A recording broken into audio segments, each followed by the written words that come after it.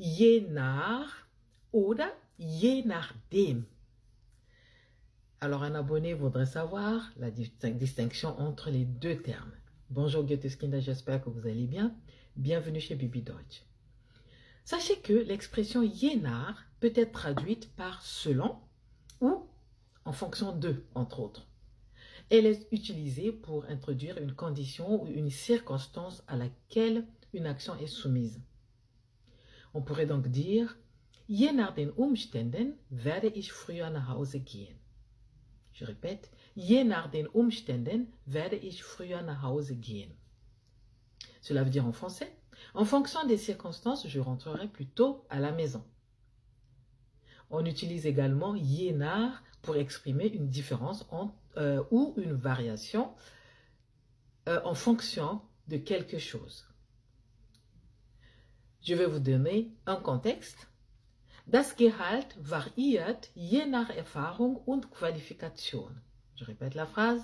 Das Gehalt variiert je nach Erfahrung und Qualifikation.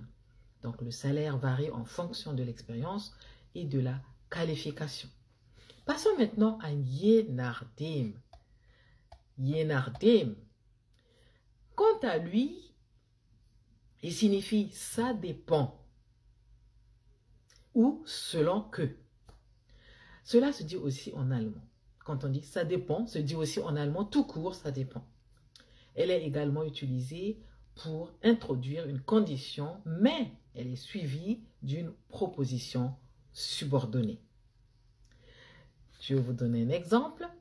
Je nachdem wie das Wetter morgen ist, gehen wir vielleicht spazieren oder bleiben zu Hause. Je ne répète pas le pronom. Je répète la phrase. Je nachdem wie das Wetter morgen ist, gehen wir vielleicht spazieren oder bleiben zu Hause. Donc, selon le temps qu'il fera demain, nous irons peut-être nous promener ou resterons à la maison. In fine, la principale distinction entre je nach et je nachdem réside dans leur utilisation pour exprimer une condition. Les deux expriment une condition. Tandis que je nach introduit une circonstance générale ou une variation en fonction de quelque chose. Je nach. Et je nachdem met l'accent sur la succession temporelle des événements, d'où suivi d'une proposition subordonnée. Notez Goetheskinder, notez dans les commentaires des exemples avec ces deux termes afin de vérifier si vous avez bien saisi la leçon. Osez apprendre l'allemand. Bis bald!